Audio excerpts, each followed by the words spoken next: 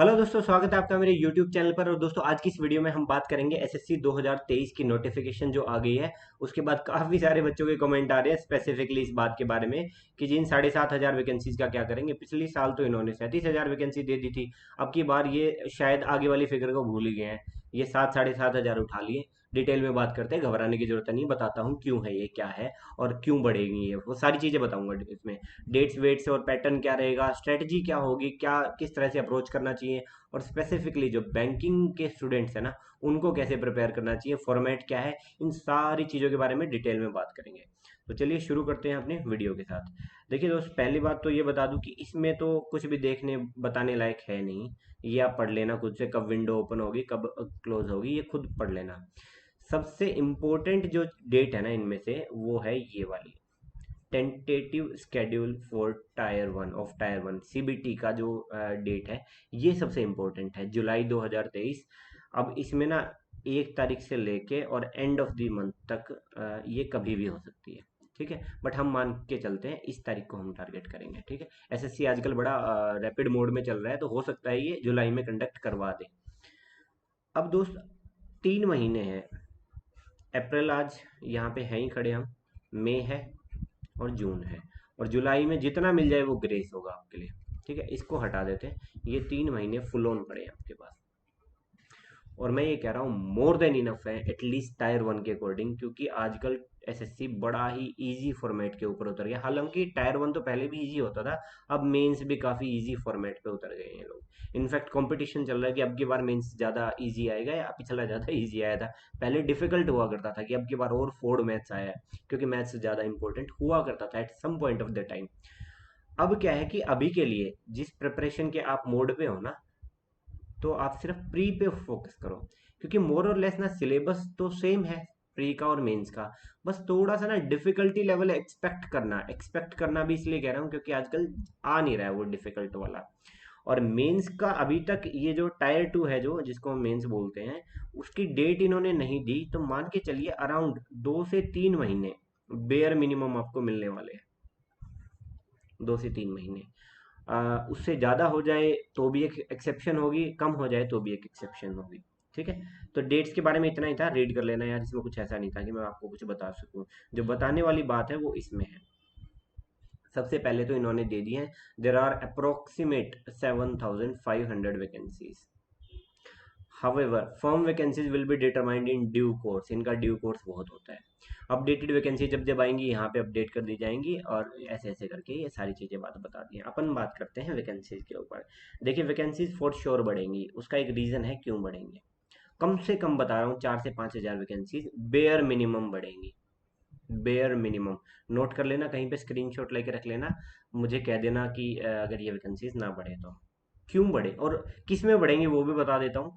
Huge hike जो होगा ना, वो 2800 ग्रेड पे और उससे बिलो वाले में होगा, क्योंकि अब की बार जो 37,000 वैकेंसीज थी ना, उसके अंदर मेजोरिटी जो वैकेंसीज हैं वो इसी सेगमेंट में बिलोंग करती थी।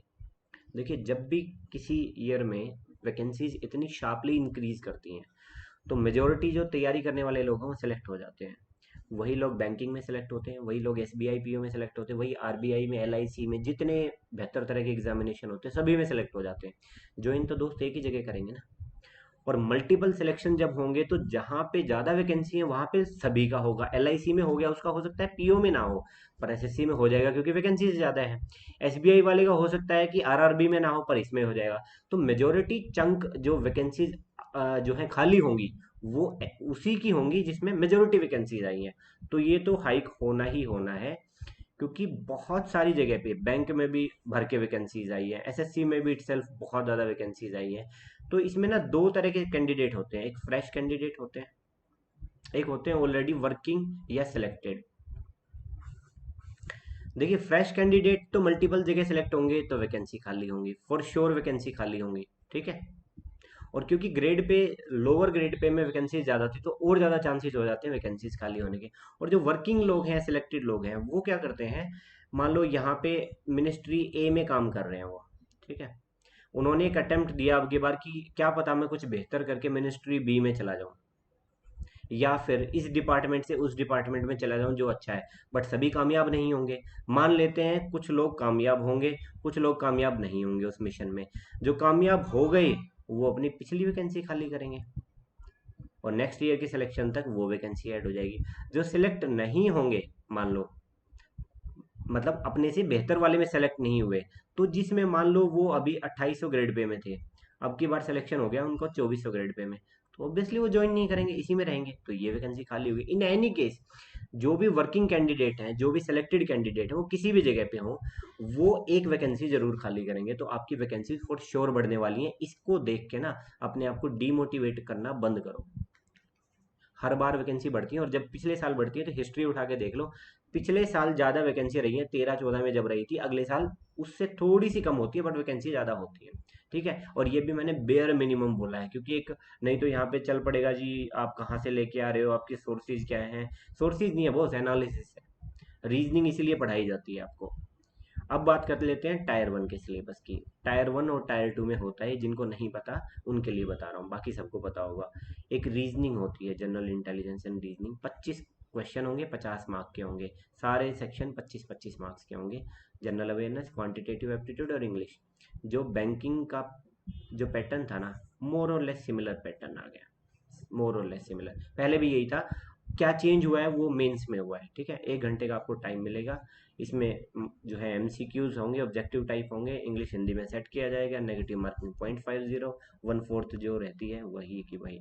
मेन चीज है यहाँ पे, पहले क्या हुआ करता था, इंग्लिश और मैथ्स ये हुआ करते थे 200-200 नंबर के। ये एक वजह थी जिसकी वजह से बैंकिंग और जो भी यूपीएससी या फिर स्टेट पीसीएस वाले बच्चे हैं ना, वो इसमें नहीं आ पाते थे, क्योंकि मैथ्स का बहुत बड़ा रोल हुआ करता था। मैथ्स को कोने में बैठा दिया है। टोटल मार्क्स में से सिर्फ टोटल क्वेश्चन में से 30 क्वेश्चन मैथ्स के होंगे, और जो है इसमें ये 90 मार्क्स का मैथ्स होगा। ठीक है, डिटेल आप देख लेना इसके अंदर। रीजनिंग भी बराबर है, पहले रीजनिंग आती नहीं थी। बैंकिंग वाले स्टूडेंट्स के लिए मैं कह रहा हूँ ब्लेसिंग इन डिसगाइज है, इवन ब्लेसिंग इन ब्लेसिंग है ये डिसगाइज भी नहीं है। इससे ज़्यादा मैचिंग सिलेबस आज से पहले कभी नहीं हुआ बैंक के साथ, कि मेंस में इस तरह से पैटर्न आ रहा है। तो आपके लिए यूं कह सकता हूँ कि बेस्ट अपॉर्चुनिटी है दोनों जगह सिलेक्ट होने की, या फिर अगर दोनों तैयारी साथ में चलानी है तो इन दैट केस इंग्लिश भी है, जीए भी है, इवन कंप्यूटर भी है। इन चीज़ों का कोई काम नहीं था पहले मेंस के अंदर। ठीक है, और इन चीज़ों का सुप्रीम रोल हुआ करता था, जिसकी वजह से बैंकिंग वाले नहीं जा पाते थे, तो इनका रोल कम हो गया है। उसके बाद ये जो है सेशन 1 है। उसके बाद सेशन 2 में जो है डाटा एंट्री वगैरह के लिए है, इनके मार्क्स काउंट नहीं होंगे। ये पेपर 1 है। उसके बाद पेपर 2 और पेपर 3 सभी के लिए नहीं है, उसकी डिटेल आप यहाँ पढ़ सकते हैं, किन के लिए ये है किन के लिए नहीं है। पेपर 2 स्टैटिस्टिक्स का होगा और पेपर 3 जनरल स्टडीज का होगा। टायर 2 जो ये तो जेनरिक बात है। पेपर 1 सभी के लिए कंपलसरी है, पेपर 2 सिर्फ 2 पोस्ट के लिए, जेएसओ के लिए और स्टैटिस्टिकल इन्विजिलेटर के लिए, इन दो के लिए ये जो है पेपर 2 जरूरी है। पेपर 3 किन के लिए जरूरी है, डब्ल्यू के लिए। अकॉर्डिंगली आप नोटिफिकेशन को डिटेल में पढ़ लेना, जिस पोस्ट के लिए आप जाओगे उसके अकॉर्डिंग आपको ये पेपर 1 2 3 ये देने हैं, 1 तो सभी को देना है। ठीक है, ये आगे मॉड्यूल है, नोटिफिकेशन में पढ़ लेना, मैं अपने टेलीग्राम चैनल पे जो है ये शेयर कर दूंगा। अब आते हैं जी मेन बात पे। सिलेबस अभी बोल चुका हूँ, इससे ज़्यादा मैच कभी नहीं हुआ है बैंकिंग के साथ। ठीक है, जो सिलेबस चेंज हुआ है ना आपके लिए, मैं कह रहा हूँ मतलब बहुत अच्छा काम हुआ है ये। मैथ्स कंपैरेटिवली बैंकिंग से ईजियर, ये मैं बैंकिंग वालों के लिए कह रहा हूँ, बाकी ये जेनरिक भी लागू होती है। ठीक है, मैथ्स बैंकिंग से इजी आता है आजकल, और इसकी रेलेवेंस ना सिलेक्शन में कम हो गई है। तो जो एडवांस मैथ्स को बहुत ज़्यादा हाइप बना हुआ था, एडवांस मैथ्स नहीं आता जी, बैंकिंग वाले तो जा ही नहीं पाएंगे, पहले एक बार बैंक में सेलेक्ट हो लो उसके बाद ही एसएससी में जा पाओगे, ऐसा कुछ नहीं बचा है। एडवांस मैथ्स का एज आप कहीं और कवर कर सकते हो, और उसमें भी 1-2 टॉपिक्स हैं, वो मैंने वीडियो बना रखी है एसएससी और बैंक की प्रिपरेशन के ऊपर, इकट्ठी प्रिपरेशन के ऊपर, उसमें जाके आप देख सकते हैं एडवांस मैथ्स को कैसे डील करना है। अब बात करते हैं जी रीजनिंग की। फार इजियर देन बैंकिंग, कहीं पे भी अगर मान लो बैंकिंग की रीजनिंग 100 है, तो मुझे नहीं लगता ये 40-50 से ऊपर कहीं स्टैंड करती है। 1-2 टॉपिक हैं जो बैंकिंग में नहीं आते, वो पढ़ लोगे, कुछ लंबी राम कहानी नहीं है इसके अंदर। इंग्लिश इजियर देन बैंक, बहुत इजी। ठीक है, ये तो काफ़ी टाइम से इजी चल रही है एसएससी के अंदर। जीएस एंड जीके, सिर्फ ये सेक्शन ऐसा है जिसके अंदर थोड़ी सी जो कोर एसएससी की प्रिपरेशन करने वाले बच्चे हैं ना, उनका थोड़ा अपर हैंड होगा। आप यहाँ ले लो यार। देखिए जीके के कुछ स्टैटिक टॉपिक तो आपको भी करने पड़ते हैं, नेशनल पार्क वगैरह वगैरह, वो थीम वाले जो क्वेश्चंस हुआ करते हैं, और करंट आप पढ़ रहे हो, इनकी भी रेलेवेंस है। बट बात ये है ना कि इसका बहुत ज़्यादा, अगर ये सेक्शन भी आपने अच्छे से प्रिपेयर कर लिया, यहाँ पे एज ले ली, यहाँ पे एज ले ली, क्वांट में यहाँ पे एज ले ली, जो कि वो वाला सेक्शन जो बैंकिंग के साथ कॉमन है, तो आपका सिलेक्शन बड़ी आसानी से हो सकता है। दोनों तैयारी आप साथ में कर सकते हो। ये चीज़ें आप इग्नोर कर दो, बाकी सब बैंकिंग के साथ कॉमन है, इसको आप इग्नोर कर दो एक बार के लिए। जब एसएससी में मेंस में हो जाए और उस टाइम पे हो सकता है बैंकिंग का क्या एग्जाम का स्केड्यूल चल रहा हो, तो अकॉर्डिंगली आप बाद में मैनेज कर सकते हो, अभी से इनके ऊपर मत लगना, ठीक है।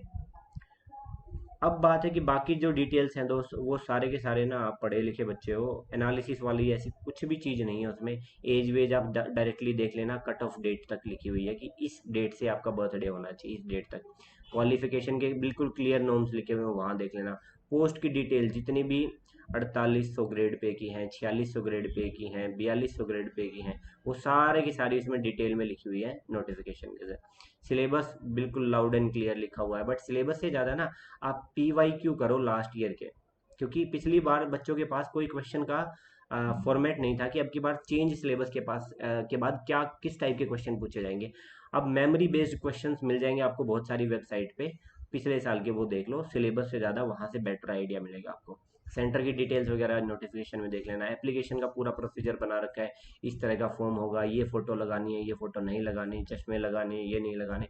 डिटेल में भरो, हाबड़ ताबड़ में आप फॉर्म भर देते हो, फिर बाद में कहते हो जी मेरे फॉर्म में ये दिक्कत आ गई, वो दिक्कत आ गई।